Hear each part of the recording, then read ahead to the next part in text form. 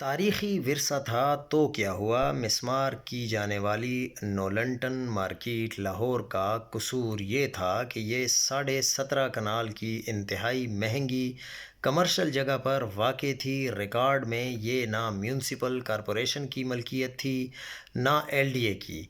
یہ ممکن ہے کہ ملٹری کی ہوگی، مگر کسی دستیاب ذریعے سے کنفرم نہیں ہو سکا۔ لاہور میں پرندوں اور چھوٹے پالتو جانوروں کی ٹولنٹن مارکیٹ جانوروں سمیت مسمار کر دی گئی۔ بہت سے جانور ملبے تلے دب کر ہلاک ہو گئے۔ ٹولنٹن مارکیٹ 1864 میں بطور نمائش گاہ بنی۔ 1920 میں اسے سر گنگا رام نے دوبارہ ڈیزائن کر کے مارکیٹ میں بدل دیا۔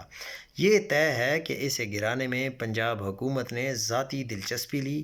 اس کی وجہ ان کا مالی مفاد تھا یا یہ مفاد کسی اور کو دینا مقصد تھا؟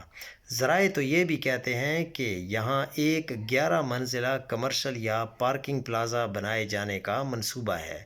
لاہور اپنے محفوظ تاریخی ورثے کی وجہ سے جانا جاتا تھا، مگر لگتا ہے کہ وہ لوگ تاریخی ورثہ اور تاریخ دونوں مٹا دینا چاہتے ہیں، جن کے مکروہ کردار تاریخ کے سیاہ صفحات کا حصہ ہیں۔